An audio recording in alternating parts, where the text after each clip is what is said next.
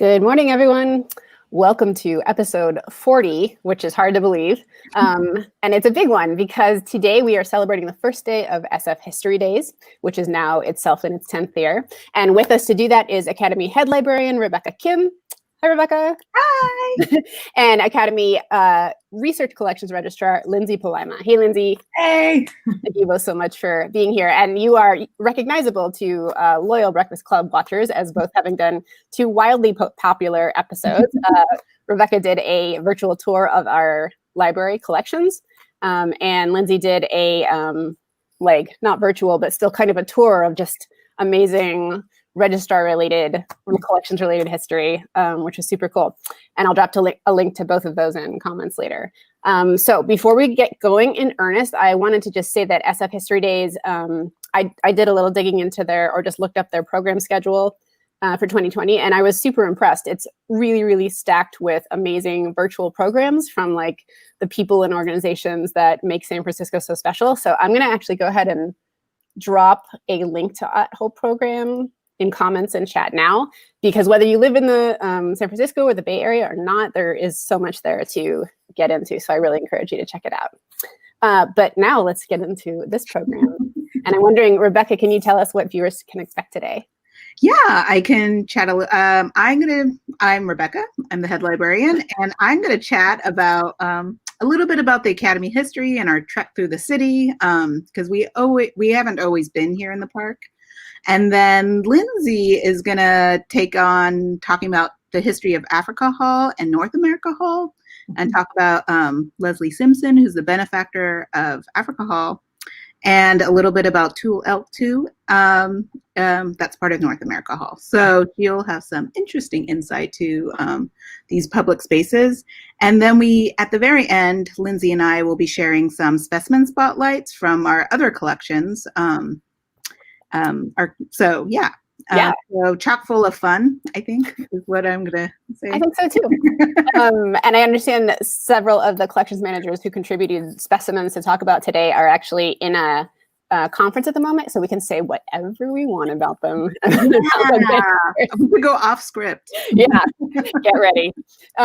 Okay, well, I think I'm going to let Rebekah kind of take over first with her, and I'm going to give you your slides there. Great. And then Lindsay and I will see you at the end, and I can't wait. Thank you so much. Yeah, thanks, Lou. Hi. Well, I'm Rebekah, like I said before, and I'm just going to talk a little bit about the Academy's history and about the different spaces that it's had in its time over in the city. It's actually had 3 other homes besides the one we have now in Golden Gate Park. So let's begin. And also before I begin, I'm going to give a shout out to my family who I think are watching, to Bill and Skylar. Hi. Okay. So we'll begin now. So the Academy was founded in April in 1853. 7 men assembled in a candlelit room at 129 Montgomery, and they founded the first Academy of Science west of the Atlantic seaboard. To give some historical context, this is 3 years after California becomes a state, and also San Francisco is incorporated around at the same time. So this is very early. 5 years, and this is also 5 years after gold was first discovered in Coloma, California, and it's 25 years before the opening of the San Francisco Public Library. So it's very early, and in its inception, the Academy of Sciences was to gather a cabinet of specimens and a library to embrace the standard and current works of natural history and natural science. So we're kind of the first in a lot of things. And here on the slides, I just wanted to show you is Bush and Montgomery, which is where the Academy was, like, they met in an office space in that corner. And then you can see what it is in present day, just to give some context about how much the city has changed since the beginning. Okay. And then the very first, so the second home kind of is the very first public museum was in 1874. The Academy took over the first Congregational Church to become its first public museum. And in 1882, it hosted an exhibition featuring what would become the icon of the Academy, at least the early Academy, a Russian mammoth specimen. The building was at DuPont and Grant, which is now California. And you can see the picture on the left is looking up California Street on Montgomery, and the church is on the left, kind of in the middle. And then on the right is an illustration of what the church looked like in 1860s. So yeah, this was the very first home for the museum. And then and this was the very first exhibit. And it showed, the central figure was the mammoth, which was 16 feet high and 26 feet long. And it was a reconstruction that was part of this large natural history collection they had purchased, that had been purchased for the Academy by Charles Crocker and Leland Stanford, who founded Stanford University and also was the former governor of California. And then the Academy moves to big time, to Market Street. In 1891, the Academy moves into this new building on 819 Market Street. And the land and the money for this building was a gift from James Lick, who people may remember from the Lick Observatory on Mount Hamilton. So the Market Street Museum was 6 stories, and it was made up of 2 buildings. The front building was commercial offices that were leased, and then the income supported the research and the museum, which was on the back side of the building.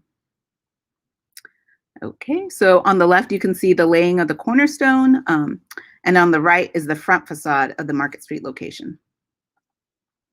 Here we have a photo of the museum entrance of the Academy of Sciences. On the left is a photo from about 1900. And you can see it has a marble staircase and it has 2 bears greeting you as you come in.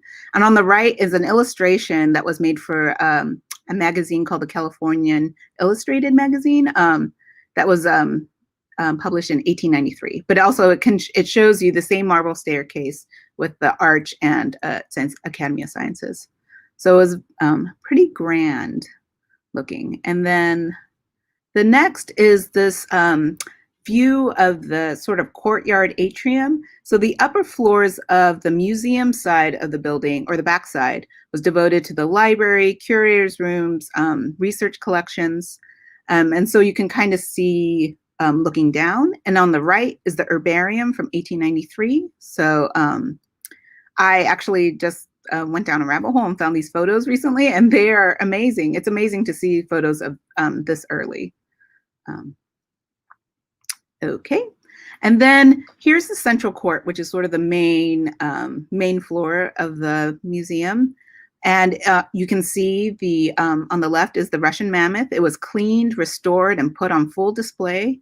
And on the right is the photo at a different angle of the central court from above. So you can see the mammoth, and behind him is a skeleton of a giant sloth, which I'll show you closer pictures of.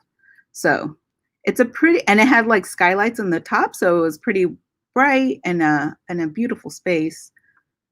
And here we see on the left a photograph of the giant, a close-up of the giant sloth, which is it was like the paleontology skeletons space, and then and so it's the giant ground sloth, Megatherium, that is in the foreground, and then kind of that round shell to the right of it is a Glyptodon, and Glyptodons are an extinct, large, heavily armored relatives of armadillos. They look like huge armadillos. And then the illustration on the right just shows you kind of a little bit more detail and shows the whole sloth.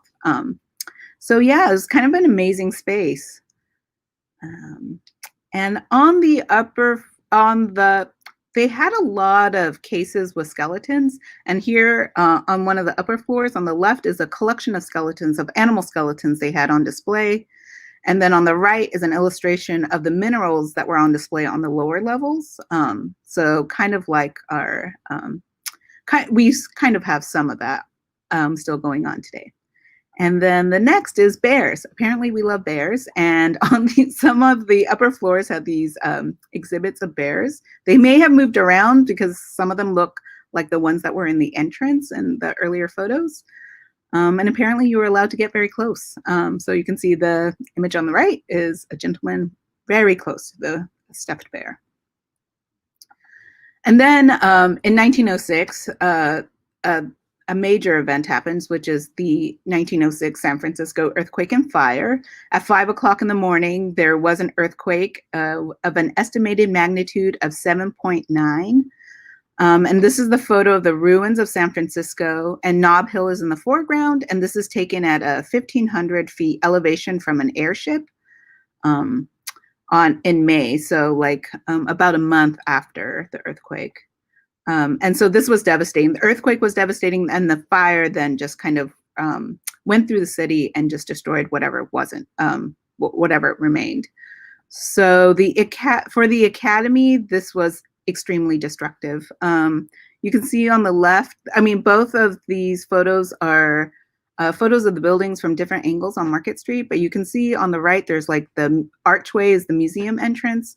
So there's not much, there was a lot of rubble, there was a lot of destruction, and most of our research collections were destroyed, if not by the earthquake, but by the fire. And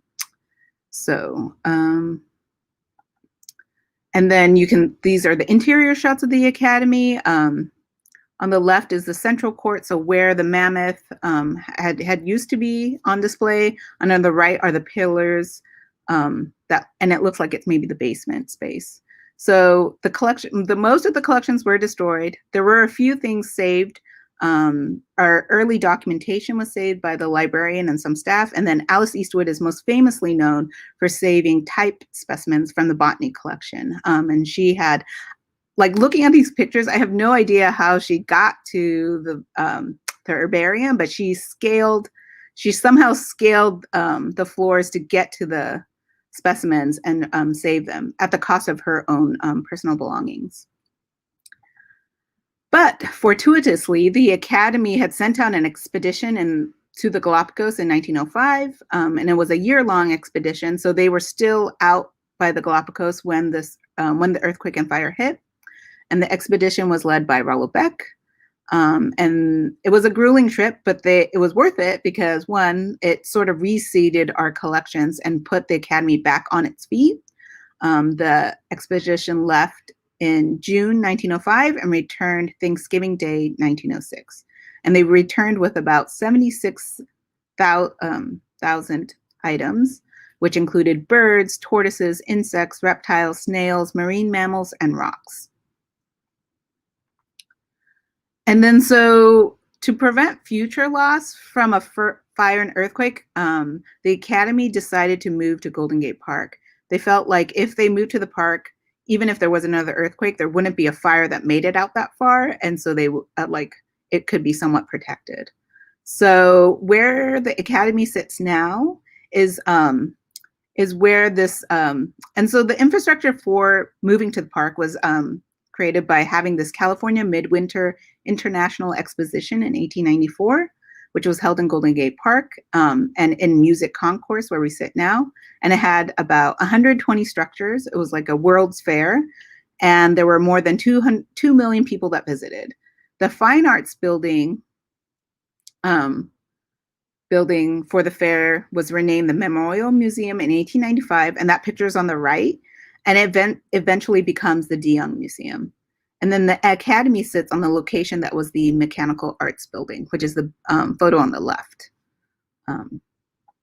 So yes, yeah, so you can see, so it sort of creates the structure for the museums and the spaces we have now in the park.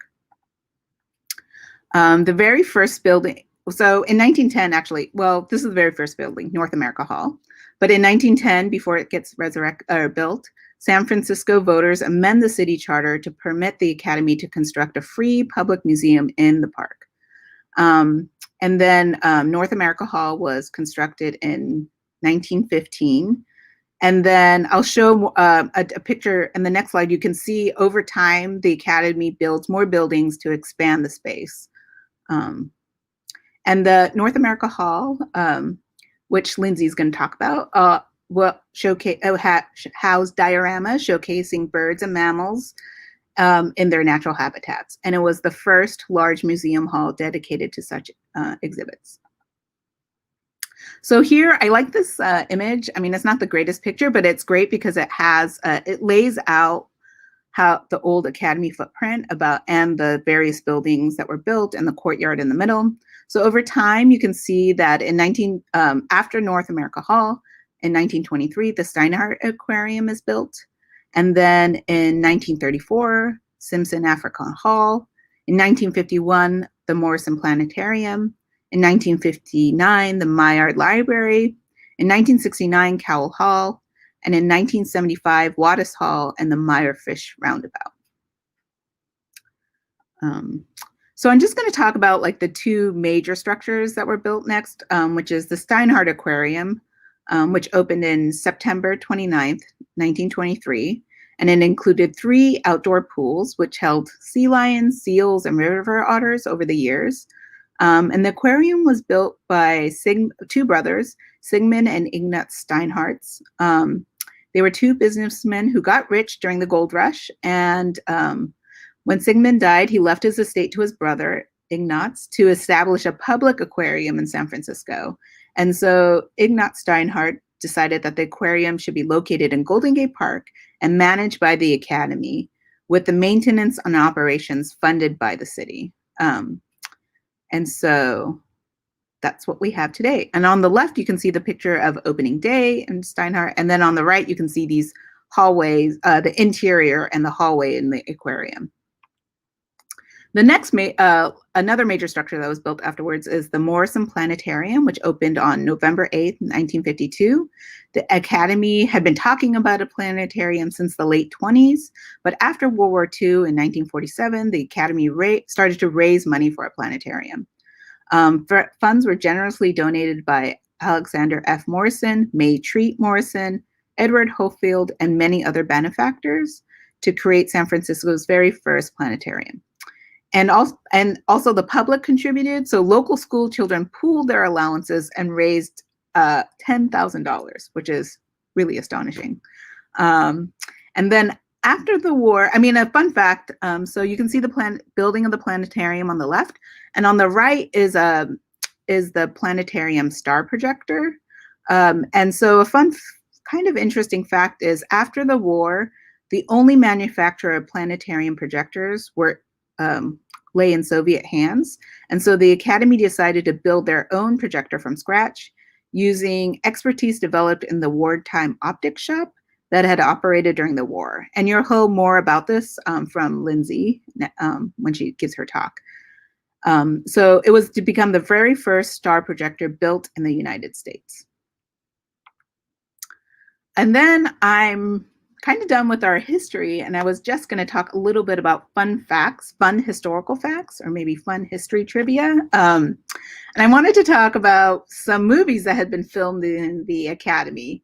The Lady from Shanghai is a 1947 film noir directed by Orson Welles and stars Welles and Rita Hayworth, who was his estranged wife at the time.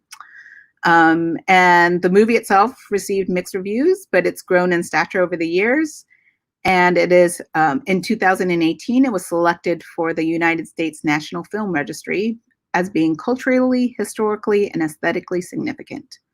So I just took 2 screenshots. You could see Rita Hayworth and Orson Welles inside you can see some of the aquarium in the background.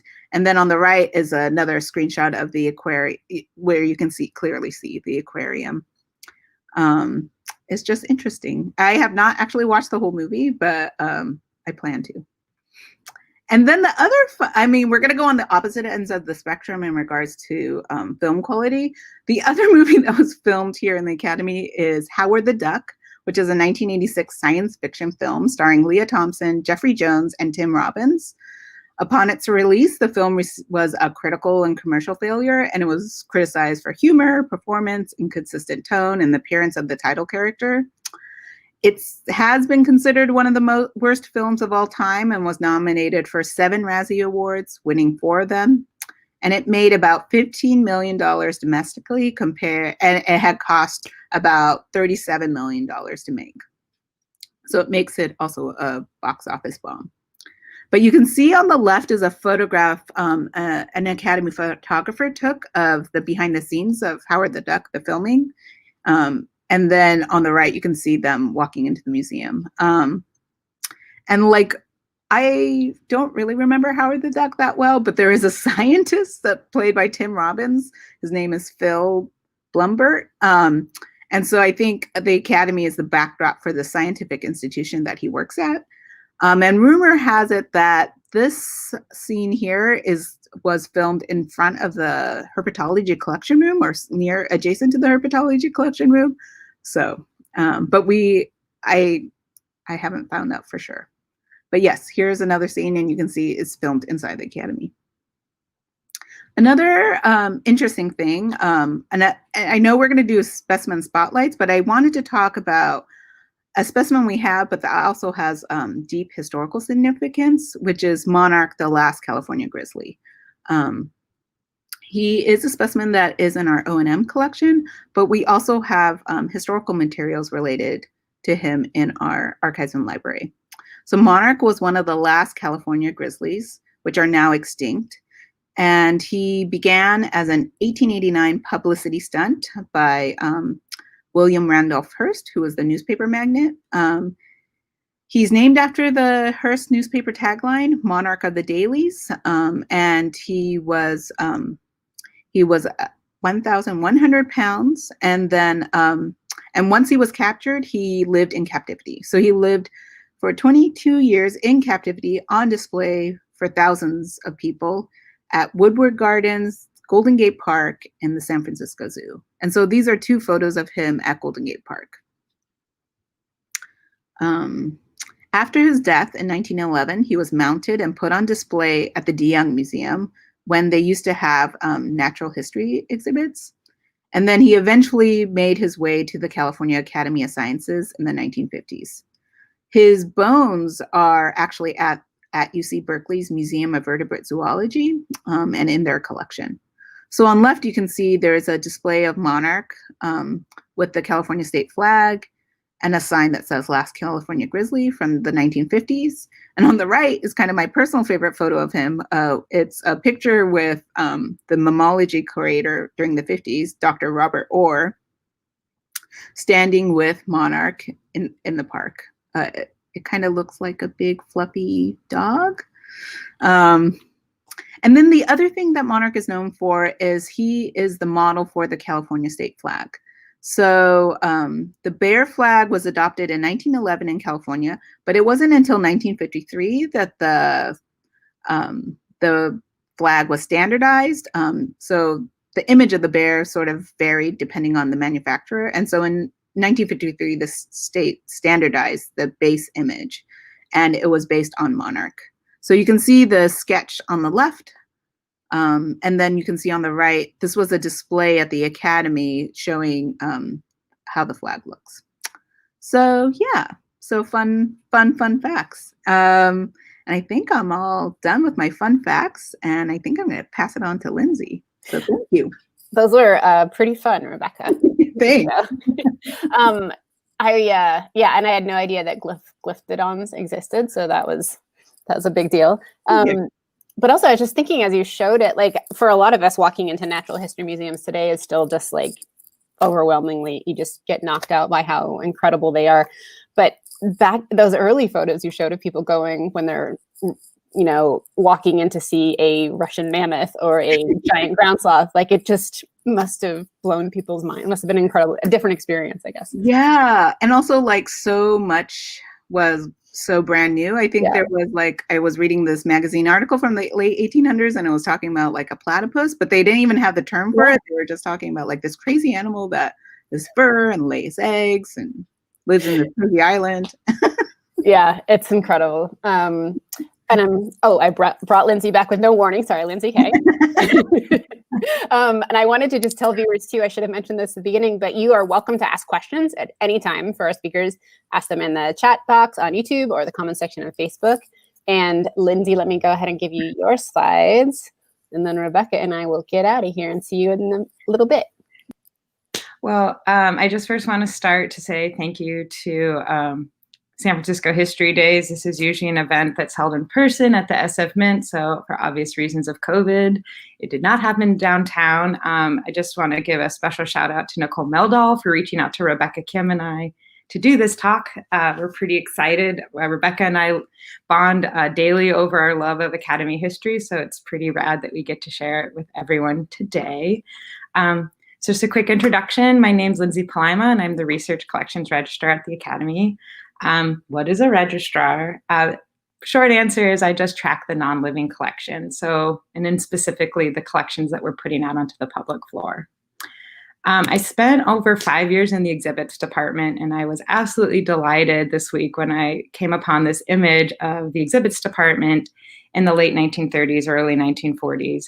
One of the people in this photo, Frank Toast, was a beloved preparator. So I know he passed away in 1944, so I know it has to be earlier than that. I don't quite know why the men are on one side and the women are the other, but I just do love this very posed image with the taxidermy, and just it's great to find everyone in their lab coats getting an exhibit ready. So as Rebekah alluded to, I'm going to talk to you about the dioramas. There were two iconic halls in the earlier Academy. There's North America Hall, later known as Wild California, and the Simpson African Hall, which today is the Tusher African Center. In my opinion, in order to fully appreciate these halls, you really need to appreciate dioramas. So diorama literally means through that which is seen or to see through. And this is a term that was first used by Louis Jacques Monde Daguerre of Daguerre-type fame. And it was actually Olaf Gieling, who is a scientist and taxidermist, who is actually credited with using the term diorama to describe habitat scenes. So dioramas began appearing in museums in the late 1800s. Before that, it was mainly individual animals, sort of what Rebekah showed in the early Academy. We didn't quite have a natural scene. We just had really cool stuff on a platform next to each other. I do like to say many of us are familiar with craft taxidermy, and as the science of taxidermy developed in the 1800s, the mounts and the scenes became more realistic and lifelike. It's the Chicago Columbian Exposition in 1893, which is really credited with Carl Akeley coming out with just this incredible lifelike taxidermy. So we have phenomenal landscape muralist painting, these very lifelike background scenes, which sort of just envelope the viewer, sort of disappearing into the natural landscape, as well as the development of top-notch preparators honing this craft of making the dead look alive. And just a note on how do you take a dead thing and make it look alive. Taxidermy mounts generally are using an animal's real skin and hide, but then other things such as the eyes, sometimes the whiskers, even hooves and horns may be added. If we don't have the actual hooves, and eyes would not last, so we'll put in glass ones. And if you ever really want to go down an internet rabbit hole, I highly suggest looking up contact lenses for taxidermy. You can make your taxidermy have any eye color you desire. Just a quick overview of the process.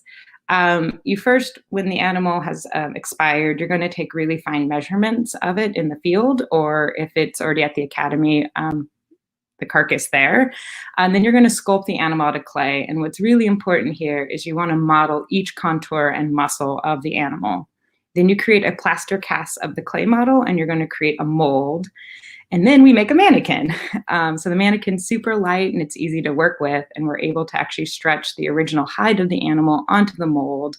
You'll be able to fill in the musculature with glue and additional adhesives, and then you'll add the detail work like the eyes. And then you have a beautiful piece of taxidermy. I don't think any diorama talk is appropriate without crediting the amazing art, lost art pretty much, of wax plants. So when you're looking at these dioramas, you have the mural in the background, you have the taxidermy, but then you have all the landscape in between. And this used to actually be like handcrafted. Each individual leaf was created from colored beeswax and cotton. And you can see these photos from the Academy archives of the women of the exhibits department crafting the wax plants. And it's something that didn't really get carried over into the new building, but some older dioramas in East Coast museums still have their original wax plants. And I just think it's a really beautiful art form that you don't actually get to see all that much of anymore. So let's start with North American Hall. Luckily, Rebekah really set the scene for me. So after the destruction of our old building, we needed our new permanent location. So as Rebekah mentioned, we like looped in city county to give us a charter to move into Golden Gate Park. So this hall was filled with both mammals and birds. And I wanted to note that at this time in the post-earthquake, the Academy was actually really hustling up for funds. And I was digging through some things and found some pretty wonderful letters that Academy staff were writing to different entities to get funding for this. We would sort of like drop, like, we have this many collections, but how do we show them without a building? In particular, a letter that I thought was sort of the conventional wisdom of the time of why we needed to have taxidermy dioramas and a permanent building. It was written by our mammals curator, who's also a preparator, John Raleigh, and he wrote to our California Senator, George Perkins, September of 1911. I'm going to read a quote. He said, "Everyone cannot go into the wilds and see the living animals in a state of nature. Therefore, the Academy of Sciences, as a public educational institution with the cooperation of Fish and Game Commissioners, and entirely at the Academy's expense, are bringing to the people fair examples of each species of animal and bird and placing them where they may be seen and studied at leisure for all time." So really, when you're thinking at the turn of the century, you know, there is sort of this conservation movement, preservation movement, where really you're just supposed to bring nature inside to a museum and a diorama for the public to enjoy. And that's exactly what we did in 1916 when we reopened. So the hall was composed of 15 large mammal habitat groups, 6 bird groups, and 26 smaller habitat groups. When I look at a map of this hall, I'm sort of just really impressed by how much they were able to squeeze in with such exquisite detail. So the first picture you see is just the cover of the catalog, which even though the hall was dedicated in 1916, this catalog wasn't written until 1939. The next one is an image of the original stellar sea lion group. And their scene is on the Ani Nuevo Island scene. I realize that on a computer, you probably can't see the detail, but the waves behind the animals are all painted. That is completely 2D, whereas that rock work is constructed, and you can see an entire family of the stellar sea lions. And then Rebekah already showed this picture, but what I thought was so telling about the North American Hall entrance was, it's just sort of some doors on the side of a building, but also that the Francis Scott Key statue is still there, which you will still see in Golden Gate Park today, but has been moved. One of my, I don't know if I should say favorite, but a very compelling story, I think, of the early North American Hall is our Tule Elk Diorama. So John Raleigh, who wrote that letter earlier, also wrote a book called The Art of Taxidermy. He collected the Tule elk between 1909 and 1910 from Buttonwillow Ranch, which was owned by Miller and Lux in Kern County, California.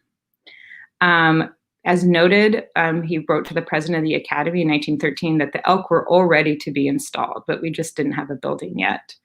And the original display has 5 specimens in a swamp atmosphere. So what I find so interesting about this Tule elk exhibit, kind of hearkening back to bringing nature into these static dioramas, was that the Tule elk were actually going extinct. So Cervus canis nanodes, Latin's a dead language, so don't get too angry at me if I said that wrong. There are species that are endemic to California, particularly Central Valley, but by the 1800s, they were near extinction. There was a population of 10 individuals that were discovered in Kern County. And according to one account in 1874, there were only 2. So things were not going well for the Tule elk. So this one little herd of either 2 to 10 was protected by the ranch owner, Henry Miller, on the Miller Lux Ranch. And by 1914, he had increased this small, either 2 to 10 herd to 400. And actually, this is the area that the Academy got their Tule elk. So when I was first reading this story, I was sort of like, what the heck, Academy? Like, we have such a low population. Why are we collecting these? But again, in the mindset of the time, it was like, well, if the species is going extinct, we need to at least have these voucher specimens that people can still learn from. So we've definitely evolved in the way that we do conservation and preservation. So we have this like small herd of elk living out in Kern County, and they were doing crop damage because they're elk and they just do what elk do. And so there was sort of a push from the local ranchers in the area to get these Tule elk gone. So the Academy actually embarked on a pretty aggressive relocation campaign. And in 1914, Barton Warren Everman, who was the director of the Academy, managed one of the first relocations of the Tule elk. So as you can see on the, I think that's the left, you see a horse-drawn carriage. There is an elk in that crate. And then the second photo is actually the release of the elk where was it? We moved them up to San Jose, and now I can't remember which park it was. Oh, Del Monte Park. We also brought the elk up to Point Reyes National Seashore. So when you read into the details, we're literally crating up live elk, training them over to the coast and releasing them. And actually those herds are doing very well. By the 1980s, we had over 5,000 Tule elk. They're also placed in Kings Canyon National Park and Yosemite National Park. So just an interesting tie-in to, we may have killed a few for our diorama, but maybe we saved all the rest. Just always interesting to look at how decisions were made in history. We did revamp the Tule elk diorama in the 1980s. This exhibit was reorganized and the specimens were moved to new angles, perhaps to hide damage and how old they were. And the exhibit was incorporated into the 1986 Wild California and renamed the Tule Marsh. I do think it's pretty interesting that we essentially in the second rendition just stuffed most of them behind the Tule reeds, but it was still there. And this exhibit was pulled down in 2004 when we were remodeling our building, and the mounts are currently in storage. Another fun thing about North America Hall was World War II in the 1940s, the Academy had to decrease our staff due to budget and war. We had personnel that were drafted. And at some point between 1944 and 45, we actually changed North America Hall into a wartime optical shop. And in this clipping, you can see that there's a Rocky Mountain mule diorama in the background, and you can see the big headline. These are two of my favorite photos of this era because you have this striking woman, Frances Reed Greeby, in the workroom, fixing the scopes. And the next photo is actually two men working on anti-aircraft gun sights. So this is in the era where things were hand chiseled. There's a lot of photos in our archives of using a wheel, and it's just pretty amazing. If you've ever been in a dark hall, I was like, how did they have enough light to be working on these optics in our hall? But an amazing way to utilize the space and keep employees employed. And what came out of this is sort of what Rebekah mentioned, was that we embarked upon building our Morrison Planetarium. And with our optics expertise, we were able to build our own star projector, which is pictured here in the 1950s. It was completed in 1952, and I couldn't quite find the date. This star projector was retired in 2003. So if you do come to the Academy, you will no longer see this on display. I do want to note, if you can really look into the computer and sort of see that background, we do have that background still on display near our vault. It was actually just sort of this funny little silhouette cut out to show the countryside and San Francisco. So now Simson African Hall. So there was a gentleman by the name of Leslie Simson, and in 1929, he reached out to the Academy and said, hey, I want there to be a big African Hall in our Western Museum. And don't worry, I will go to Africa and collect everything. I will even build the hall, but will you guys maintain it? So he was an only child. He was born into a Spanish land grant wealth. And then he ended up becoming quite a successful miner in South Africa.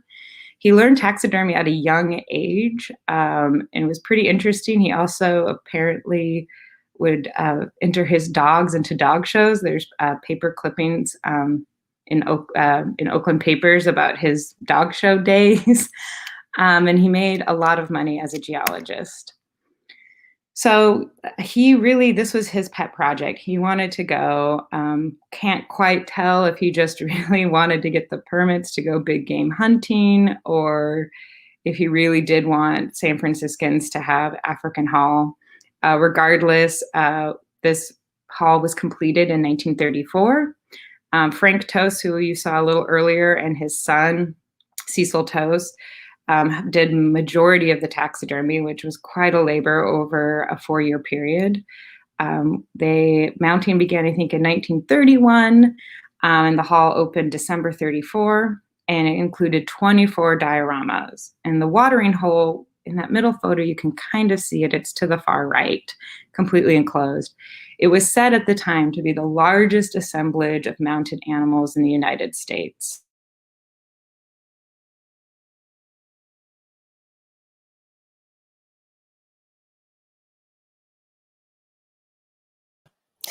I think we may have lost Lindsay. Rebekah, come in here and help me out. Yeah, no problem. I know. So she's going to pop right back in, but I can ask you a couple questions that came in. So someone just asked if our current African hall is the original, because they look identical, but they thought that we built a new building, which we did in 2008. Yeah, so it's not the same. I mean, I guess Lindsay would probably be able to tell you specifically, but it is different. I mean, it was modernized to reflect. Oh, there's Lindsay. I think the ghost of Leslie did not like what I said about it. Yeah, he was like, let me tell you. Rebekah was just answering a question that came in about whether our current African hall is the original because they look identical. So go ahead, Rebekah. Yeah, get there. Oh, okay, we're getting out of here then. Yeah, I'm so sorry. I really think that he didn't like what I said. I'm sorry.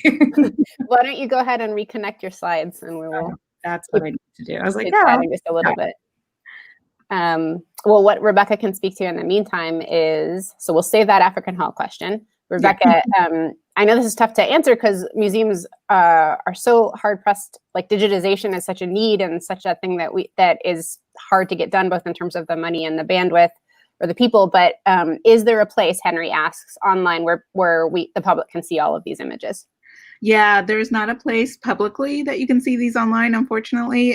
We have an internal system, but we are working on it because, I mean, at least these historical photos, we do have our nature photography on Cal Photos, and that you can find. But like, these historical photographs are really just accessible internally. But we're working on it because we know everyone's working remotely and everyone wants to access these amazing images. Actually, that's kind of the hardest part about putting these presentations together, is like trying to whittle down the images, because I just want to fill it with millions and millions of photos. So yeah. Yeah. Okay, thank you. Lindsay, we're going to hand this over again. See you in a minute. I want to mention I was told to go to the academy so it'd have a more secure Ethernet, and I said, and you disobeyed. No worries. Okay, thank you. Well, so here's watering hole. This photo was actually taken in the 1970s before they took the glass down to make it more expanse into the gallery. But I just thought it was so beautiful. As Rebekah said, it was really hard to cull this deck down because there's just so much amazing photos of the Academy's history. So to whoever's question it was about the evolution, I actually did want to show an example. So here is the lion diorama, and you can see in that first photo, it's a construction image. If you look, again, if you can squint and get your face really close, you'll see in the lower left that the male lion's actually on a wood deck, and you will see that that far female lion to the west is like a dark blob. That's actually the mold. It doesn't have its skin on yet. It's missing its ears and eyes and all the detail work. So they were just sort of laying out the diorama. The next photo is actually from the catalog, the 1934 catalog, that shows the complete diorama. I realize that that is not the most compelling. It's a little pixelated in its black and white form. So here you have the photo taken in 2004, exact same diorama, no updates had been made, but it's in color. And this was taken before we pulled the old building down. And what I really like is this left-hand photo, which shows you the little walkway behind the rockwork. So you can see where exhibit staff were entering the diorama, but you didn't want to disrupt the habitat because you would know that this wasn't natural if you saw our footprints in it. But you can really see that from 1934 to 2004 that this had not changed and is absolutely spectacular in its color form.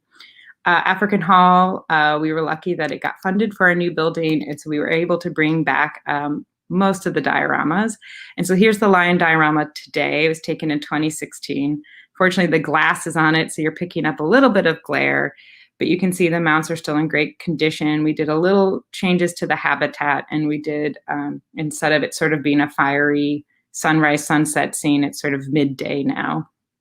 So that now brings us to Specimen Spotlight. Rebekah and I were so excited to join with History Days, but there's so many amazing stories in our collections that we don't know everything. And so we reached out to our colleagues in our research division and asked, hey, do you have a really cool specimen? Can you tell us some stories? So the next section is we're going to highlight 5 stories from our collections. A lot of the words are not our own. We're just sharing the stories on behalf of our colleagues. So first up, I was actually recently reminded, and I absolutely was delighted by this, Jean DeMuth, our former collection manager of geology, said, if it were not for rocks, plants and animals would have nowhere to stand. And I just feel like that's the most perfect geology term ever. So here is Chrissy Garcia. She's the collection manager of geology, and I would say she very much rocks. And she shared the story of the Columbian mammoth tooth. So in 2012, during the construction of the new Trans-Bay Terminal, or the Salesforce Transit Center, crane operator Brandon Valasic discovered what was later identified as the M3 molar of a Columbian mammoth. The specimen was discovered in mud approximately 100 feet below sea level near the corner of Beale and Mission Street. So that's my Google shot of Beale and Mission Street. You can kind of see it. It's like, I think it was the corner near KQED, and the Millennium Tower, since that's where we were digging. Mammoths and other large mammals called megafauna inhabited the Bay Area during the late Pleistocene epoch. Vast polar ice sheets resulted in much lower sea levels than we see today, and San Francisco Bay, as we know it, was a thriving grassland that's been compared to the modern Serengeti. Mammoths went extinct at the end of this epoch 11,700 years ago. So these are some really cool photos of the close-up of this tooth.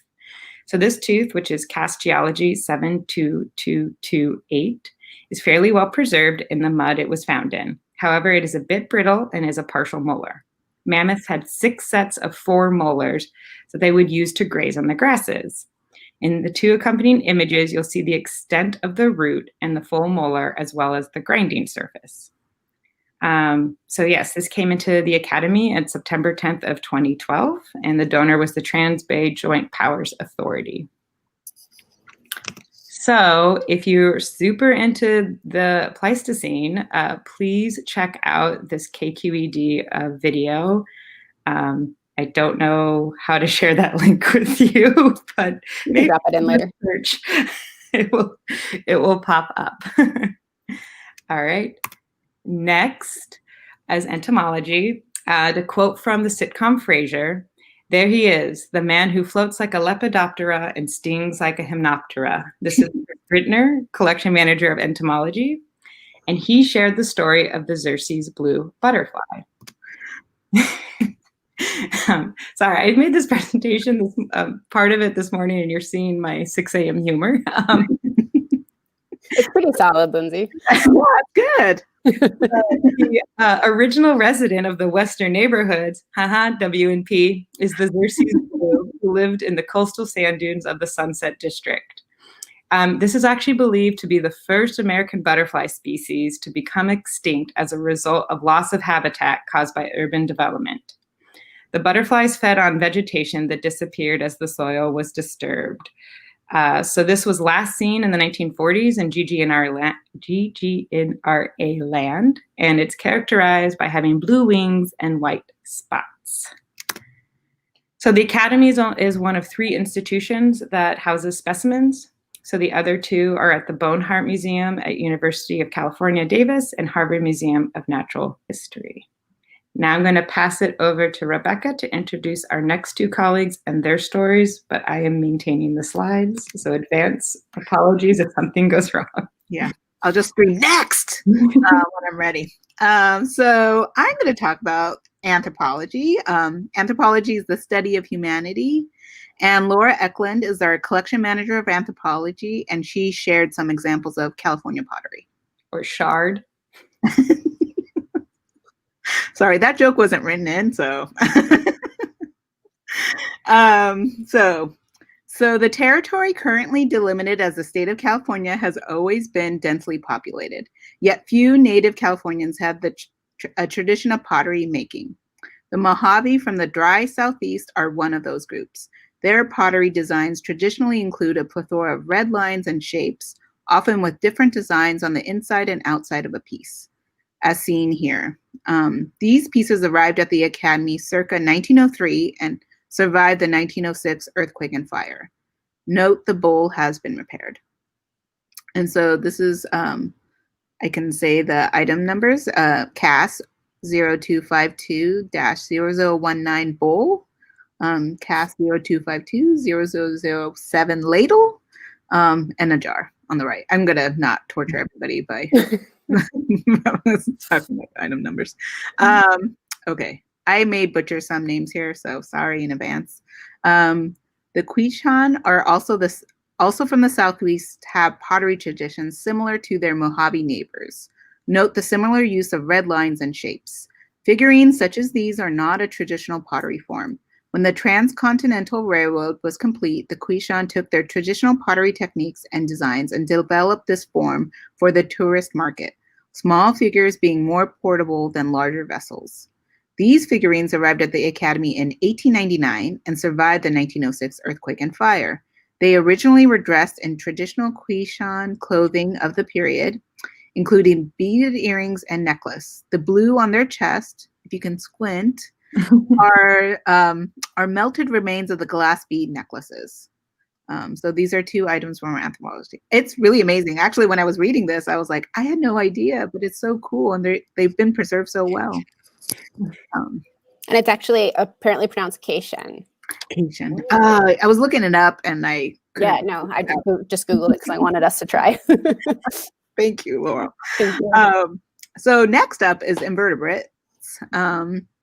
Invertebrate zoology. Invertebrates are animals that neither possess nor develop a vertebral column, but that doesn't stop the invertebrate zoology department for always having our back. Thanks, Lindsay. Wow. Chrissy Piotrowski, collection manager of Invertebrate Zoology, shares the story of the Humboldt squid in her own words. So, Great. Oh, sorry. Hi, I'm Chrissy Piotrowski, collections manager of Invertebrate Zoology here at the California Academy of Sciences. I manage a large collection of preserved invertebrates, animals without backbones. This specimen collection is incredibly diverse, with specimens in about 30 different major animal groups collected from all over the world and from every habitat type. Invertebrate research collections like the one here at the Academy provide a physical library of life on Earth, which lets scientists easily travel across time and space to study wild populations of organisms. One specimen in our collection that demonstrates how museum specimens can help study historical animal populations and even patterns in the environment is this Humboldt squid specimen collected in 1904. While most of our larger squid are now housed in big steel tanks, we kept this one in its original antique glass stoppered jar, well strapped to a wall for earthquake protection, of course. This is San Francisco, after all. So we can use it for exhibits, and also to avoid damage to its delicate tissue by moving it. Big squid species have long fascinated us. They're elusive, aggressive carnivores, and since they live in deep water, they're pretty tough to study. With their otherworldly appearance, super aggressive behavior, and an ability to change colors to communicate, they've long been the subject of legends, like the Kraken, which attacked ocean-going ships. Although some species are fished for bait and food, not enough is known about the behavior of large squid species, especially the giant squid, in which females can grow as long as a school bus, up to 43 feet. The much smaller Humboldt squid only grows to a maximum of 13 feet. The Humboldt squid, which is also sometimes called the jumbo squid, is named for the Humboldt Ocean current that travels south to north along the coastline of South America. Humboldt squid are thought to have originally occurred exclusively off of South America, but in the 1970s, fishermen in Mexico began reporting regular sightings of them. Here they were nicknamed Diablo Rojo, or Red Devil, due to their aggressive behavior, and since their bodies can flash bright red, which is likely used for communication. More recently, these squid populations have been moving further northward during the periodic ocean warming cycles in the Pacific called El Nino. and they've now been reported as far north as British Columbia. At the bottom of this slide, you'll see a specimen we found washed ashore in 2005, just north of San Francisco in Point Reyes. It's not in great shape. In the early 1900s, scientists didn't yet understand El Nino and its impacts on marine animal populations, or that geographic ranges of species would shift under varying ocean conditions. At that time, before they were so common in Mexico, rare Humboldt squid sightings were reported up here along the California coast, but there was no concrete evidence of them migrating this far northward. They were only seen briefly and intermittently, so it was considered hearsay, fish tales, or maybe squid tales. But in 1911, Samuel Stillman Barry, a PhD student studying squid and other cephalopods at Stanford University, encountered an Academy specimen in its jar in a lab at UC Berkeley and knew it was definitely a Humboldt squid. The specimen had been collected off the coast of Monterey in a trawl by the U.S. fisheries steamer Albatross in 1904. Unlike specimens that wash ashore during El Nino events, this squid was very well preserved, which allowed Barry to study and publish it as the first documented record of a Humboldt squid in California. The specimen was later transferred to the Academy as a permanent voucher of Barry's study, and it's been at the Academy in San Francisco ever since. I love this 1960s photo of Academy staff, one casually smoking a cigarette as he examines the squid, which is preserved in flammable ethanol.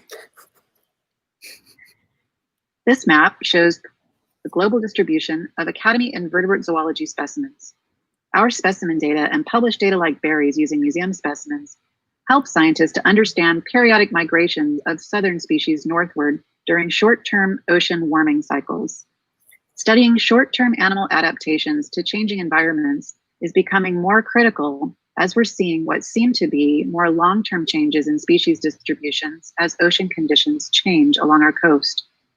Studying these range shifts during short-term temperature cycling allows scientists to predict how marine communities might respond to more permanent global changes in climate.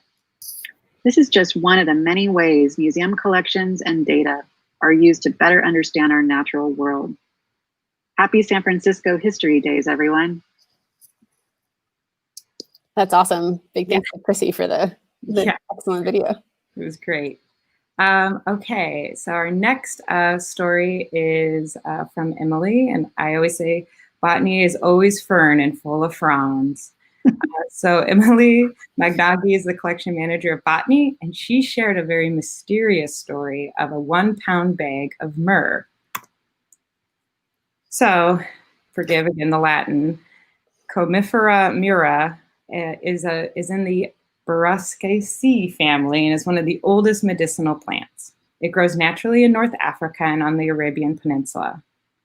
Cuts in the bark of the shrubs and small trees elicit a healing reaction by the plant. The plant exudes a resinous sap to seal the wound, and once this resin is on the surface of the bark, it dries and may be scraped off and collected. So this is what you see in the photo of our specimen, or as I said, it's a sap scab. And I just want to note that the photo is not of the full pound. So the resin can be powdered into tablets, made into tinctures, or burned directly for incense. It's mainly used for its antibacterial, anti-inflammatory, and expectorant properties, and is typically used for digestion, respiratory, and female reproductive systems. It's popular for oral hygiene and inflammation and is topically used for treating wounds.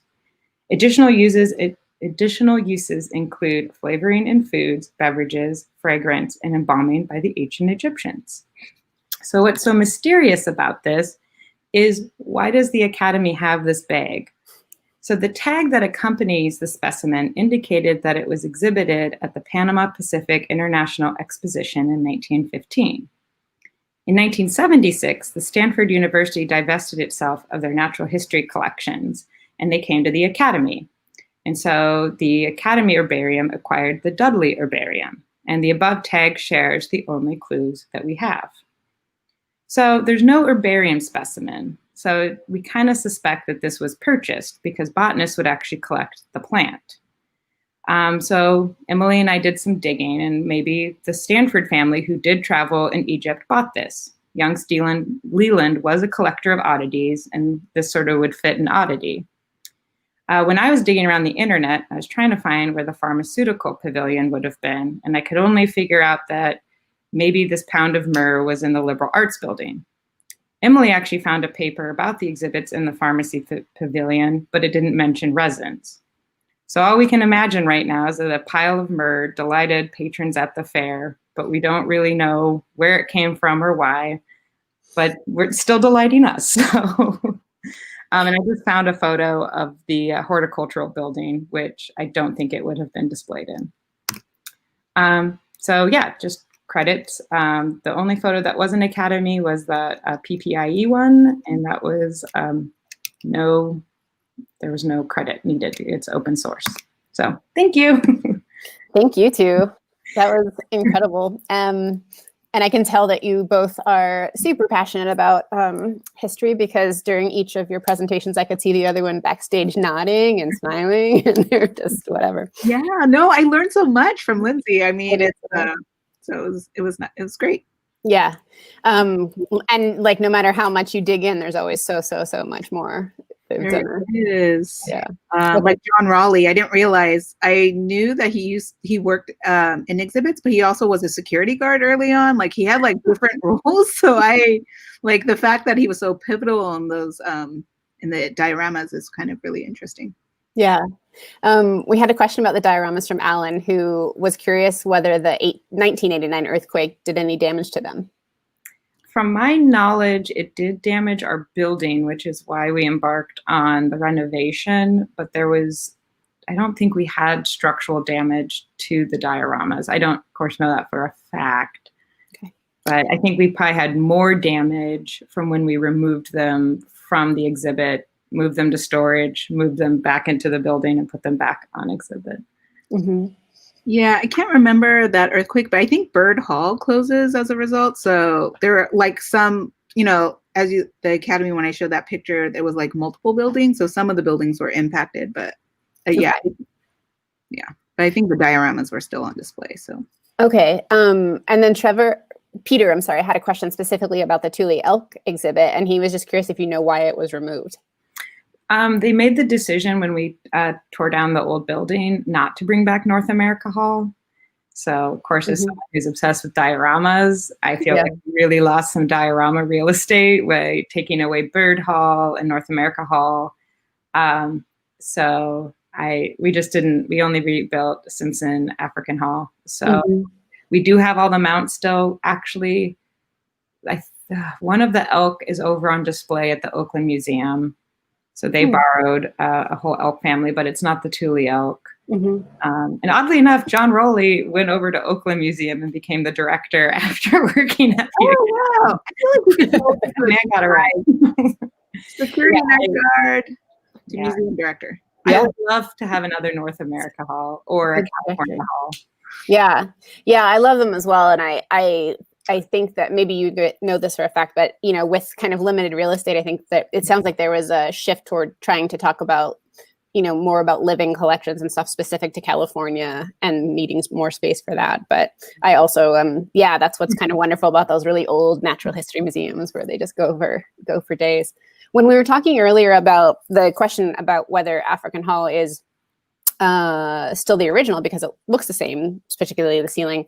Is it true that one wall is still original? Like when they rebuilt the Academy, one wall of African Hall remains? So I heard that in order to be a renovation instead of a complete demo rebuild, we did maintain the original wall. It's the north-facing wall of African Hall. So if you enter the Academy, so sorry for non-locals, but if you're a San Franciscan local and you're standing in a music concourse, you're staring at the building. The original is, if you look to your left, that wall is the original African Hall building. And there is, I think, Rebekah, our photos in the archives of when we completely demoed everything, and there's just the one wall. Yeah, I've seen that. So it's an innovation. Yeah, and also just to say, like, we have the exact same footprint, so we did not expand in size. I think we may have gotten a few more floors, but like the actual footprint of the Academy is pretty much the same. So neat. Kate wants to know, so her question was, do either or both of you need volunteers? I'm sure your jobs aren't always 100% fun, but they seem pretty magical. Yeah, I mean, yes, I always need volunteers. We are right now strategizing about remote projects because it might be a while before people can come in, but we definitely have, I mean, I'm sitting in the lab and right now we were in the midst of moving a bunch of rare books, which are sort of sitting behind me. And it was mostly done with volunteers and interns. And so, yes, we desperately, and it's not always fun, but it can, I make it fun. I bring goods. I sometimes take people to lunch, and then sometimes we'll find like some amazing item, and that's always fun and spectacular. So yeah. Lunch with Rebekah is fun, I can attest. Let's see here. So this one was specifically for Lindsay, and let me find the question. This is from Trevor. What kind of formal training do registrars need to have? And also is curious whether you do any taxidermy yourself. I would love to do taxidermy. I still haven't, but I do volunteer with the Marine Mammal Stranding Network. So it's like the first step to taxidermy is pulling things off of the skeleton. Right, keeping your lunch down.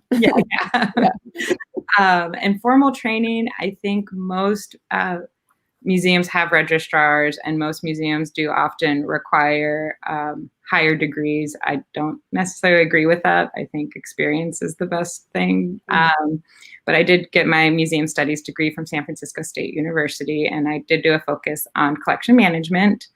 I actually thought I was going to do a collection manager job, but I really just like spreadsheets, and so registration and I are a perfect fit.